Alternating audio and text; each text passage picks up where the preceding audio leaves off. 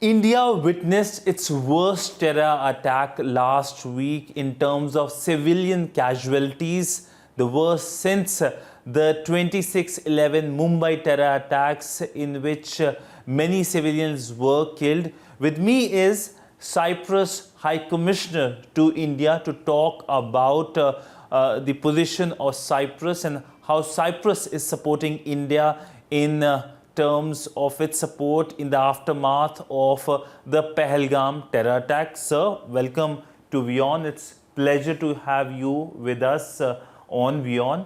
And my first question to you is about your reaction in terms of this terror attack, the brutal and gruesome terror attack that has taken place in the Union territory of Jammu and Kashmir.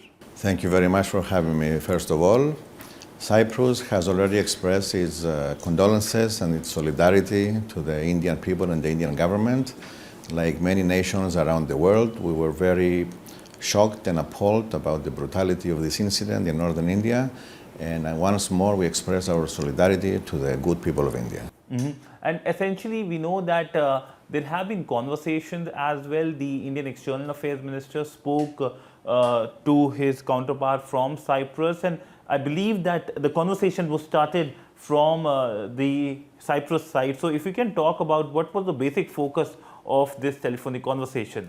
Indeed, after our initiative, there was a brief conversation between the two ministers, Minister Kombos from Cyprus and Minister Jaishankar from India. This happened on Monday afternoon.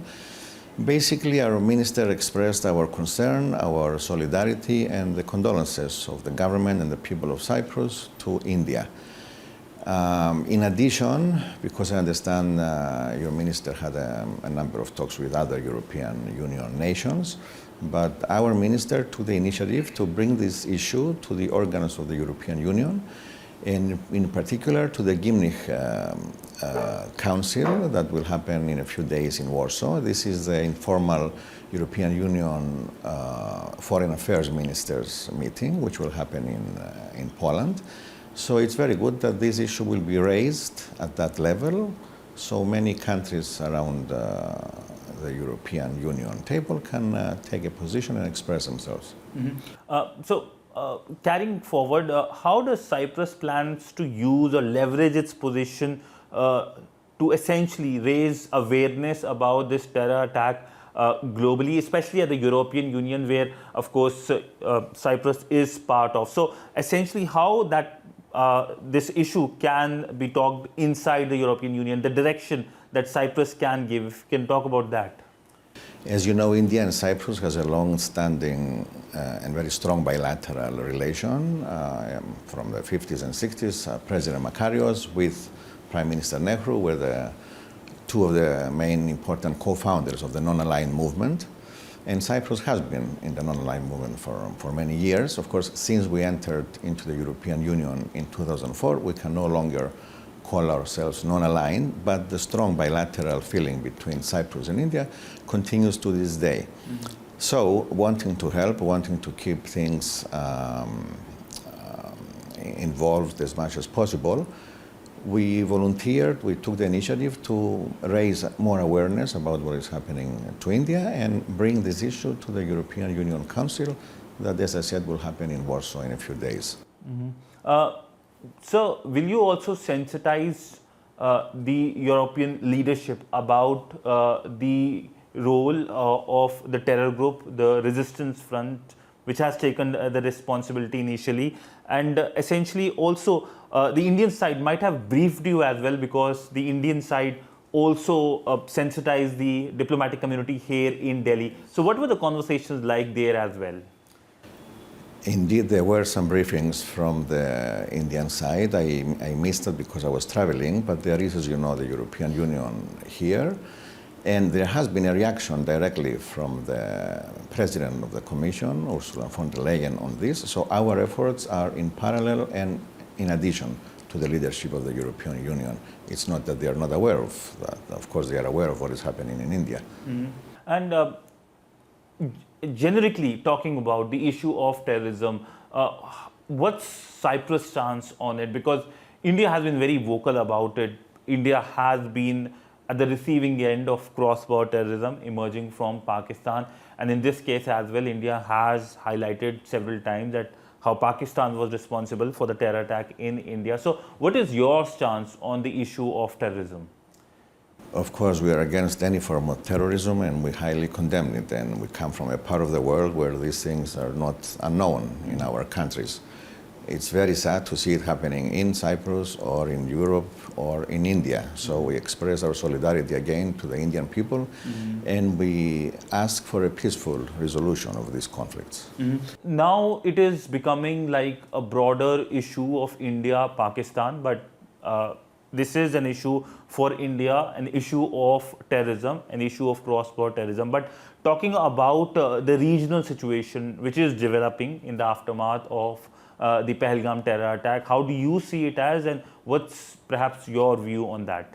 It's very concerning, it's very alarming, it's very worrisome, and definitely it's a step towards the wrong direction when one entity or one group of people start to attack innocent tourists.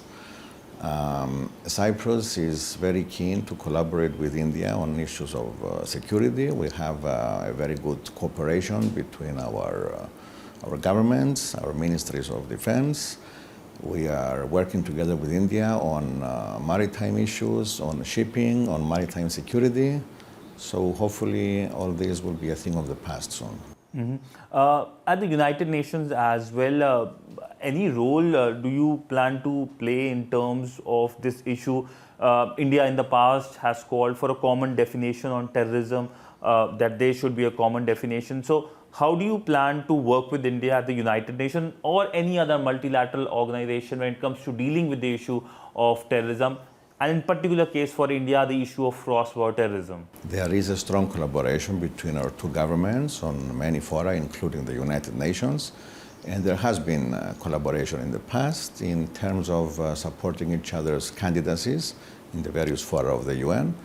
Of course, the idea is to have a peaceful world, a global community where people and its citizens can feel safe to travel and enjoy the countries. Now, sir, moving on to perhaps a broader relationship question. How do you see India-Cyprus relationship? There have been engagement at the multiple levels between the two countries, and you have been supportive of India on several issues and issues that have been close to India. So if you can perhaps talk about that.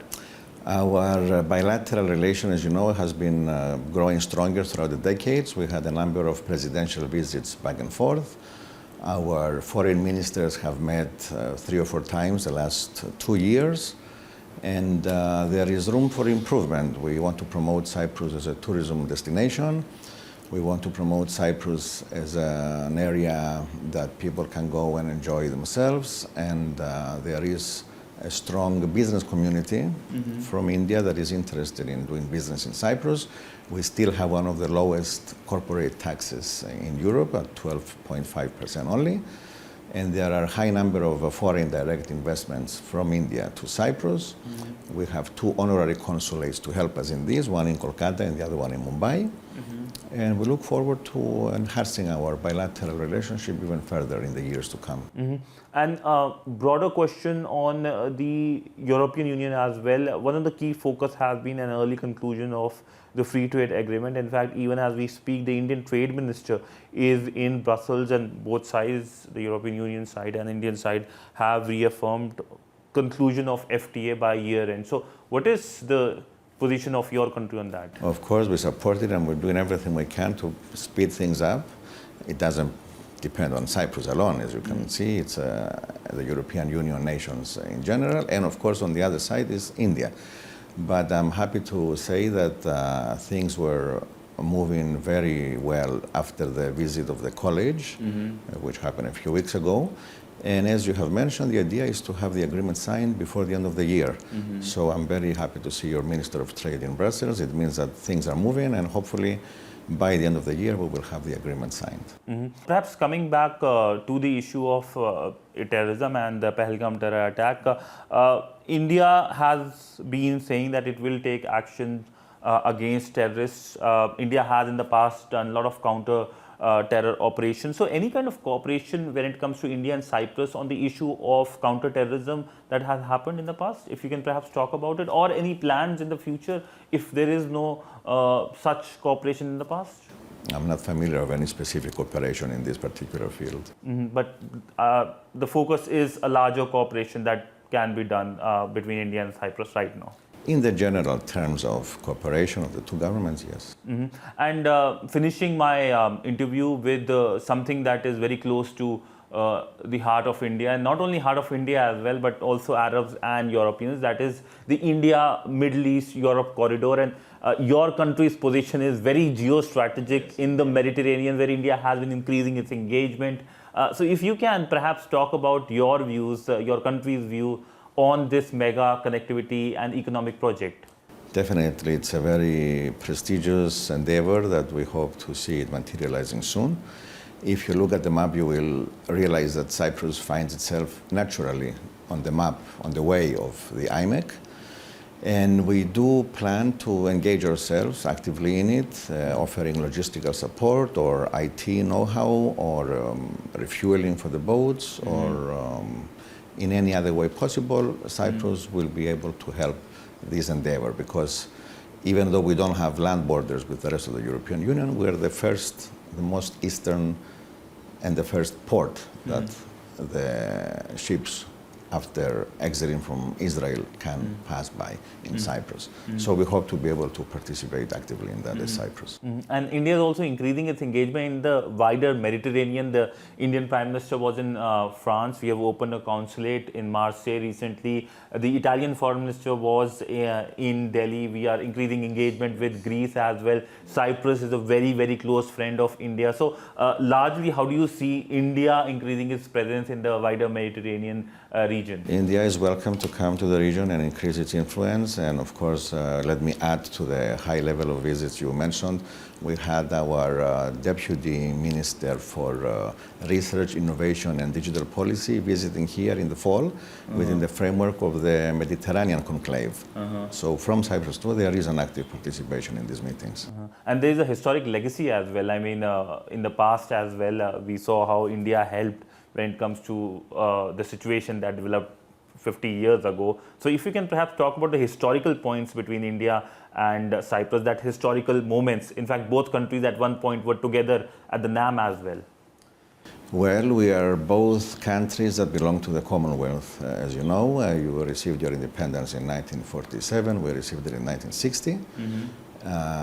Indian personnel has participated in the United Nations Peace of Force in Cyprus, the ANFICY, for a number of years. And we look forward to enhancing this bilateral relation in the future. On that note, thank you so much, sir, for speaking to WION. Pleasure, thank you for and having giving me. us an overview of the relationship as well as your view on the terror attack that has happened in India. Thank you very much. Thank you so much, sir.